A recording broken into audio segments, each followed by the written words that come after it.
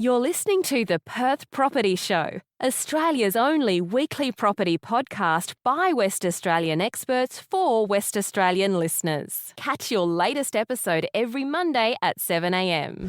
Good morning, everyone. Welcome to the Perth Property Show. My name's Trent Fleskins, your host as always. This week, we are going back to our roots of suburb spotlights. We haven't done it in a while, but we're getting a lot of people requesting us to have a chat to some local real estate agents that are leading the pack, just to talk shop about what's going on in their suburbs, what's selling, what's not, who's selling, who's buying, where the price points are at, and get a bit more of a grasp of where the market's moving across Perth right now. So I thought I would start in a place where we haven't really spent a lot of time in nearly 300 episodes on the Perth Property Show, and that's the Northern Beaches. Now, you might hear that word bandied around in Sydney, Northern Beaches. We're going to coin that in Western Australia as well. We're going to talk about Callaroo all the way up to Burns Beach today, and there's one guy I want to talk to discuss these suburbs. He's been around for a while. He certainly sells a lot of high quality product in that area. And that's Jade Ass from Noble Avenue. How you going, mate? Hi, Trent. How are you? Good, mate. Thank you for coming in. Thank you for inviting me. It's a really interesting part of the world up there because I think a lot of people are going to have their eyes open today, fall off their seat a little bit when we start talking about the type of product and the price points that are being achieved north of Hillary's Boat Harbour. Pretty much. Yeah. Let's have a crack at characterising some of these suburbs. There's a few of them today. Let's do a quick summary about where we are from major roads to the beach, Callaroo, all the way up to Burns Beach. Yeah, absolutely. So obviously it starts basically from Callaroo, goes to Mullaloo, then Ocean Reef, Iluka, Burns Beach, and then Mindarie. That's pretty much the artery that goes down. Whitfords Ave is probably your main exit from the freeway. It's about 20 minutes away from the city, and then you go a little bit further and it comes to about 30 minutes away from the CBD. Now, very close to beaches. It's got great amenities, great shopping centres, close to Joondalup, which is almost a hub in its own.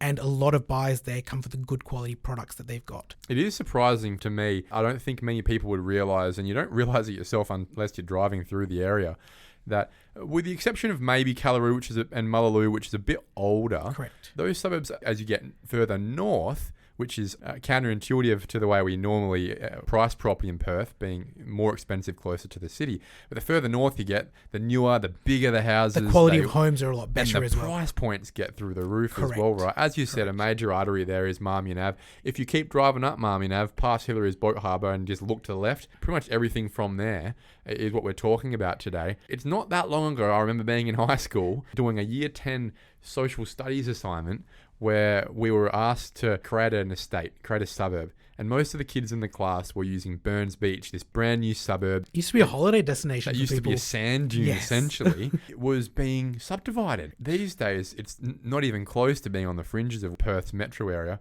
It certainly is right in the thick of things for someone whose life is Joondalup-centric, isn't it? Correct. It's got a lot of stuff to offer for families as well, and I think that's what drives a lot of buyers to come to these suburbs. Your blocks are a lot bigger, obviously, in the older suburbs like Callaroo and Mullaloo, but the quality of homes that when you go a little bit further north, they get bigger. How big are the blocks? Callaroo and Mullaloo are probably in your thousands, 800 to 1,000 square meters. Iluka probably generates around anywhere from about 500 to about, at the push, 800, but the houses are bigger generally. So you've got the big family homes with the 5 bedrooms, 3 bathrooms, the study, the pool, every single bells and whistles that have actually been put on there. It feels like a golden age that some of these houses were built, especially in Iluka and Burns Beach, early 2000s. Correct. Massive homes, not really a lot of restrictions on things like overshadowing, overlooking, environmental side. There's some big homes that were probably built at, I'd say, half the price they would be built today. Absolutely. Replacement cost, I think, at the moment to try and build some of these homes is just next level to what they bought it for. I was looking a couple of days ago, the cheapest block that was sold in Iluka in 94 was $71,000. And that was for a 737 square meter block. $100 a square. Literally. And you're not going to be able to get anything there, not even a bedroom in Iluka for that at the moment. And Iluka first started in 1994, and then the releases just happened over time. And then as you get closer to the ocean up the front, that's where all the big mansions start coming into play. And those mansions are just starting to get so much interest from buyers. And the prices there, currently just transacting $2 million, is just the new norm. It sounds like it, and we will talk about median house prices and price points soon, but one thing I wanted to peek for people who may be thinking about listening to this episode for just a couple of minutes is a recent transaction I saw in Iluka on Burns Beach Road, facing the ocean, 5 bedrooms, 2-story plus a garage undercroft, big pool, big theatre, everything big, just schmick, lots of cladding. Yeah. Nothing is standard in this house. Yes. And that sold for over $3 million. 3.175. I looked at that property and thought, if you were to rebuild that house, Azorzi and Urbane, someone like that would charge you that just to build it. Correct. You don't even get the land on the ocean for that. And that spec of that house is incredible. Exactly right. And I think that has to be the selling point right now for the top agents in these areas is for these big houses, these big mansions, it has to be replacement cost. If you've got the money, then this is actually a good buy. Absolutely. For 3.175 oceanfront, a product of that quality, you can't get anything else anywhere else closer. It's not all that expensive though, and that's why I think we'll dial it down to the median house within these suburbs as well to give some characterization, because I don't want people coming out of this episode today feeling totally deflated, but I think they still will be surprised about what a standard 4x2 single story house away from the ocean costs in most of these suburbs these days. So quickly, I think we'll go from least expensive to most. It'd probably sit around Callaroo and Mullaloo in these, wouldn't it? Correct. So I still think you can get entry-level products in these two suburbs in the 9s, and you're getting a decent product. It probably would need a little bit of updating doing to it, but there's still value to be had. Original house, the phase brick, house, correct, but still have the high ceilings. It might not have the 2-car enclosed garage or any of those sort of things, but proximity to a lot of amenities is still really good. Great location for schools, walking distance to the beach, so it's still affordable for a lot of people, especially when buyers are wanting to upgrade at the moment. That's right. And I remember it was only, like most product, to be frank, 5 years ago before COVID, that those standard houses were probably transacting in your 600s. I remember buying one of the rarer XXX blocks in Callaroo on 950 squares near the school there for I think $670,000. That was just pre-COVID. Now we're talking those properties were probably edging up to $1 million, which is why the median house price in Callaroo is now, to most people's surprise, above $1 million now. It is above $1 million. I actually caught up with a client last week who I sold her house for a few years ago, and she bought in Mullaloo on a busy road, and she paid $680,000 for it. Done a couple of bits to it. She's updated the bathrooms. The kitchen's still original, changed the floors, a lot of cosmetic improvements, and she's thinking of selling it. And I said, look, we'll probably be pitching it around the 1.3s at the moment. Yeah, well, that would be around where the median is, 1.25 right now. Correct. So would you say that was a median house? Very median house. Yeah, perfect to characterize that. And this is the thing that starts to surprise people. Callaroo's, in the last 12 months, according to RE, we've seen sales growth of 37%. Now, when we're talking about numbers like that, you usually would be considering right now the more affordable suburbs in Perth, in your cities of Armidale, Rockingham, Kwinana. People generally at the moment have been limited in affordability in these 7-figure price points. But to 37% sales growth in the median house price in Callaroo is why most people will be going, hang on a sec, since when was Callaroo in the $1 million club? Yeah. We start to build that up to Mullaloo. Remember very specifically buying a house on Dampier Drive there for a client. I think we paid $770 for it in January 2021. By a year from now, it had already been valued at $1 million. The median house price in Mullaloo at 1.12. And again, a little bit surprising, most people wouldn't characterize Mullaloo as a $1 million suburb club. No. But again, 24% sales growth here. So what it shows is so many people flying to quality and flying to replacement value. These suburbs are having big houses. People are recognizing it's not just the land here. It's, I can't build this again for this price. Correct. And the bigger the houses get in these suburbs, the more likely we've seen sales growth happen simply as a reflection of replacement costs. Absolutely. And a lot of people you'll notice as well, because it's so hard to get land in these suburbs, they've bought these older houses and they're just extending them, or they're just actually improving these exact properties that they're currently living in, because it is the locations where it is. One thing that starts to surprise me, and this is where it starts to really get to the heart of where you sell around that Iluka, Mindarie, Ocean Reef, Burns Beach area, is Mindarie's median house price starts to drop to about $970. It hasn't hit the $1 million club yet. Sales growth of about 13%. I'm a little bit surprised by that, given the fact it's got some upgrades going on in its marina and given its proximity to Ocean Reef, which is going to have its new marina there. And similarly, Ocean Reef's sales growth only 11%. When you think about why people move to different suburbs and move out of different suburbs, for me, one of the biggest reasons you would move to Ocean Reef over Callaroo is simply because it's improving amenity. It's got the new marina going on in here. And the high school. The high school's very sought after. Exactly right. Yep.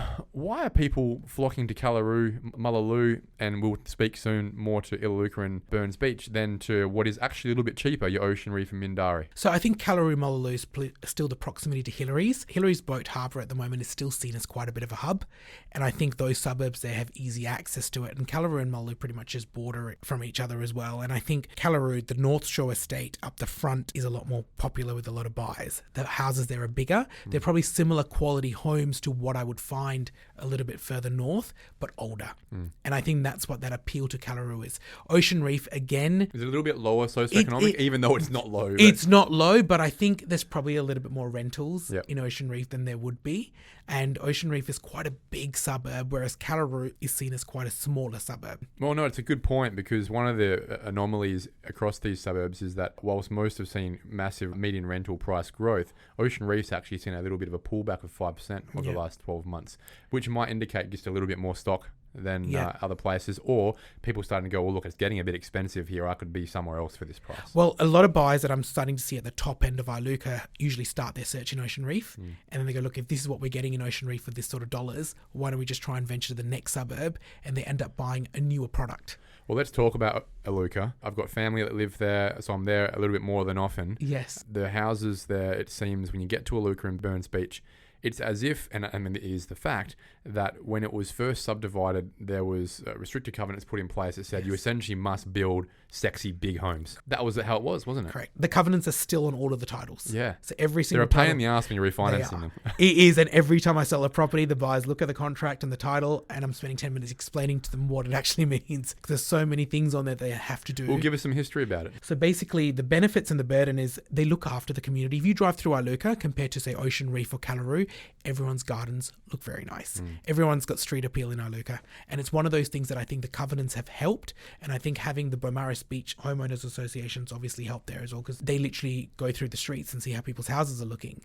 And it's helped the community, and it's actually helped the house prices as well. Oh, it's kept a very high standard. It reminds me a little bit of Connolly in that the suburbs around it and closer to the city from it, lower median house price, lower quality, they're not looked after as well. Yeah. You go into Connolly, Gulf Estate, that sort of area, and you go, geez, this place is nice. So how'd that happen? Similar to Iluka, everyone seems to be just at a higher standard of upkeep, but also just general house size and quality in the first place. Correct. And the demographic of buyers that obviously that buy in Iluka generally are your second or third homeowners. So they've come from somewhere, and we get a lot of expats as well that have moved to Australia, especially from the UK and South Africa. They seem to love that pocket of Perth, proximity to the beach, the walking distance, the Burns Beach Cafe. And now I think with the marina coming on there as well, that's going to really help a lot of things. And with the market the way that it is at the moment, what buyers are actually getting in Iluka, they're probably getting a very good quality product. If they went a little bit closer to the city, the product's going to be half the size. Yeah. Well, look, we're still paying $1.23 million as a median house price in Iluka. And that's getting you a single story that is... Pause for people to fall off a chair here, right? Yeah, single story. You're not getting sexy on the beach mansions. That's your run-of-the-mill 4x2, single story, big theatre, big house. Correct. Don't get me wrong. Replacement cost, again, driving this, but also just general quality. One thing that made me fall off my chair was when I looked at the median rental price. $1,300 a week. Jay, I'm not getting that from the rental I've got on a quarter acre in Netherlands. What is going on? It's the schools. So the schools, a lot of people that are renting in those areas generally can't find something. They want to live in those areas, and they're quite happy to compromise on not buying and paying these exorbitant rents. Who can afford this? People, the rentals are just through the roof at the moment. Wow. The rentals are just through the roof. Even home opens are very busy at the moment. Well, home open numbers are absolutely through the roof at the moment. So to give you a bit of an idea, 12 months ago or even 18 months ago, to get something decent in Iluka, and I don't mean one of those sexy mansions that you say, you're probably looking at around one and a half. Now they're starting to hit into that 2 mark. That's what $2 million is getting you, a sexy mansion by the front. So that's just jumped up significantly in the last, and that's coming down to supply and demand as well. Is that this year? This year. Yeah. This year. There's more transactions in Iluka over the $2 million mark in the last 12 months than there's been in the last 8 years. We're reaching new price points. Correct. We've never been in this territory. And I guess a lot of the local buyers will be shaking their head going, what is going on? I don't believe this. Even yourself, you're probably not believing some of the prices that are coming through. And it's so hard to appraise at the moment because you're looking at it and you're thinking, what is this worth? This is what they've bought it for. How much has the market gone up by? But then the buyers are coming in and giving you a different sort of figure. And we're getting a lot of buyers that are from over east that are actually moving here. And for them, once they've sold their property over there, coming in and getting a product like this. Yeah. Looking at the dynamic in home opens. Yes. How many people are rocking up at the $2 million price point? So the last 3 that we had over 2 million, the first one I had 48 groups through the first home open, and the second home open we had another 25. Jeez. Yeah. There's a lot of people in Perth that would, I think, look at that and go, who's got that money Correct. to be that far from Perth? Correct. Right? So I don't think you were going to get 48 people through in Mount Lawley at 2 mil. no, I don't think so either. So I'm surprised to see that there's that many people who are flocking that far away from Perth intentionally. Yeah. It's not like they're being pushed there. There's clearly this haven going on right now, which is why we're spotlighting this area of serious demand at the expense of places historically people would think are more attractive, higher amenity areas in the city. Correct, 100%. And I think it's the appeal of the houses. That's what's getting people there. And a lot of people I've noticed in selling real estate in Iluka, they don't often start their search looking in Iluka. They start elsewhere, and then somehow or other they come across something in Iluka, and then they go, what about this suburb? Like I met a client on the weekend. The price guide I was giving was high ones, early twos on it. And they weren't looking in Iluka. They didn't even know where it was. I met them a few weeks ago because I sold for a last client in Churchlands. Yeah. And they were looking at this product, and they're like, this needs a lot of work. And where do you sell? So I told them, they go, where is it? So I sent them a few links of properties.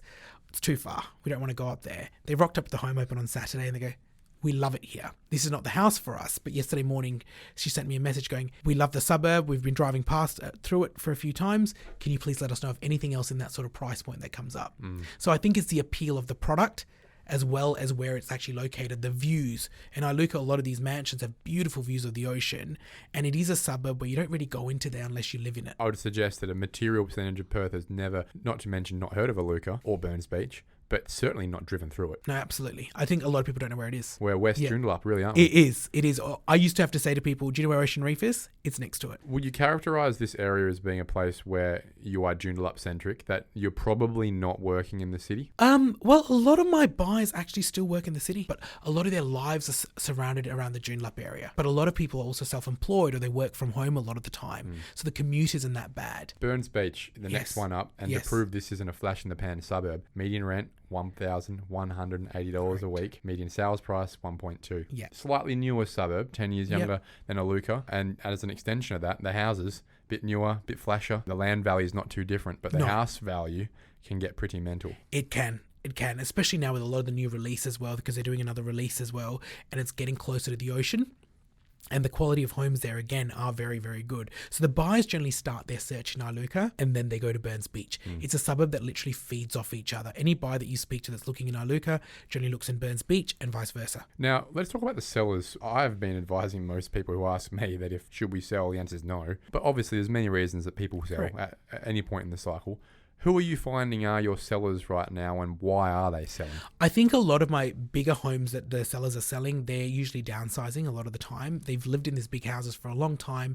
The value hasn't been to where they've expected it to be. And then now with the market the way that it is, they go, perfect time for us to cash in. A lot of these big mansions, if you know, it's just that mum and dad left, the kids have all moved out, and they're just looking to liquefy their assets a little bit. Where are they going? Some of them don't have anywhere to go. Yeah, And it they- sounds like Yeah, it. There's I've not had a a lot of few- alternative products in the area. No, and that is the biggest problem that I'm finding at the moment. I've got a lot of clients that want to sell, but where are we going to go?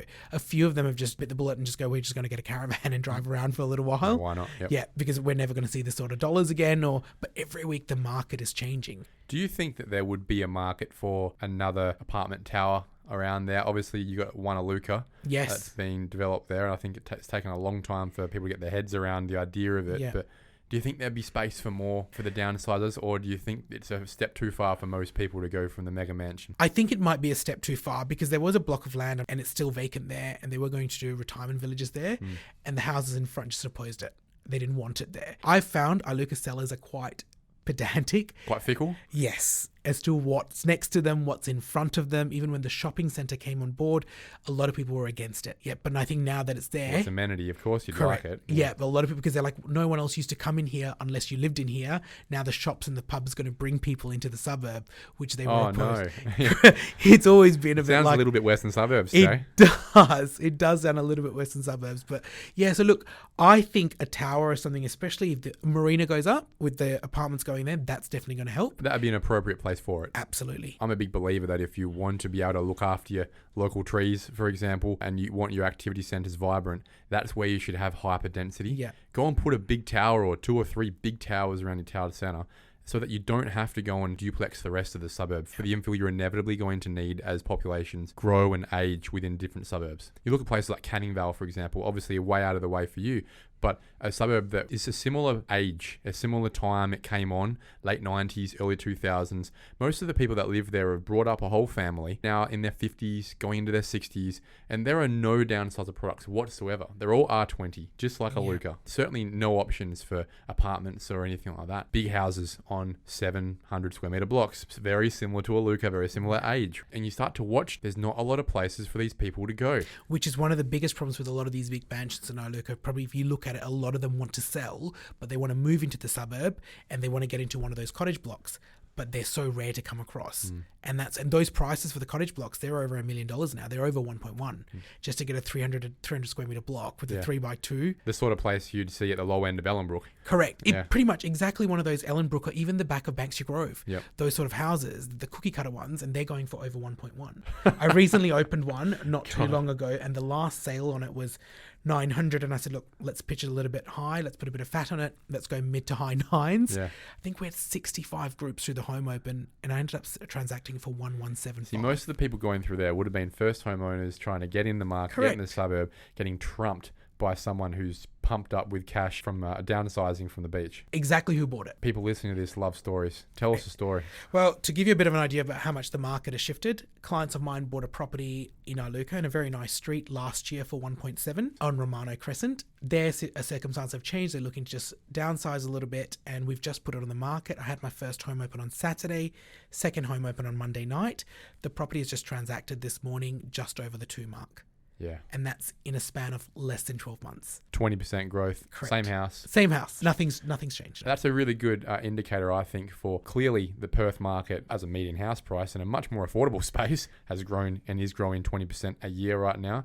We're talking a couple of percent a month for everyone who's delaying their purchase, trying to seek value, trying to screw a seller down and losing every time. You are losing 2% every month. Check your deposit, see if that's actually pricing you out. But even at the price point of 2 mil, where I would suggest we're probably only talking about 15% of the population can afford this price, we're also seeing in certain suburbs the same growth. As we said before, 37% in Callaroo. We're pretty much across the 20% in most of the suburbs we're highlighting today. Clearly it demonstrates there is no shortage of money here, but we do have a population of people that are specific about the products they want and are happy to wait for them. And the one thing that's limiting transactions now, even though they aren't limited, we just had 1,070 transactions last week. Wow. Mining boom was 800 every week. We're still at 1,000 transactions a week, 5 years straight now, post-COVID. These people are happy to wait. And the problem is, if you can't move, you can't sell. So they're sitting there waiting for these good products to come up. The second they do, bang, I'll pay 20% more than asking price. Absolutely, because they're getting more for theirs. And a lot of people in these sort of suburbs, if you look at them, they generally live in these suburbs. They're not coming from far away, especially upgrading. Most of my upgraders in Iluka come from Iluka. So if I look at all my transactions over the 2 mil in the last few months in Iluka, every single one of those buyers actually live in the suburb, and I've ended up selling their houses in order for them to move to the next stage. Sounds like big mortgages. And that's the thing that surprises me, that whilst I've witnessed and have no queries about the efficacy of the market at below $1 million, it was interesting for me to ask you about price points above the $1 million space, where I would suggest that and I've seen, especially in places like Wembley, Floreat, West Leederville, a lot of people who 4 years ago were jumping in are just priced out now. And a lot of people who have jumped in, given interest rate rises, couldn't rebuy. They wouldn't be able to buy the thing they've bought, even at the price they paid for it 4 years ago, simply because the banks wouldn't give them the money.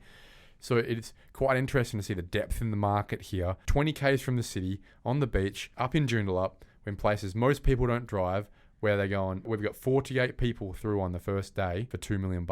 Absolutely. Jeez, yeah. man. And I think that's what it's going to continue being. And you can only sell it to one buyer. So there's all of these other 47 people still looking, and they've got the money to buy. They're not going anywhere. They're not going anywhere. For those people listening today who were excited about the idea of the Northern Beaches and thought, oh, maybe I'll get in here, and have recognised that we're outside their price point now, unfortunately, it's too late, where would you suggest is the next place to be looking at? Where are your disappointed, unsuccessful underbidders looking? Currumbine. So any buyer that's not missing out on properties in Iluka, it's going straight to Currumbine. Tell us about that suburb. So We've never spoken about Currumbine before. Okay, so Currumbine's a fantastic suburb. It's got some pockets of Currumbine have golf course views, ocean views, and it's got good quality homes as well. Again, there's pockets that separate them, and proximity to good schools and you've got good quality homes in Currumbine, I would actually think it's the next mini Iluka, and that's where a lot of the buyers generally that upgrade into that first stage into Iluka comes from Currumbine. Yep. Property prices in Currumbine, I've just sold something there for 1.16 for a single story. Yeah, wow. So do you know, and that's what Currumbine's starting to do now. To get a decent product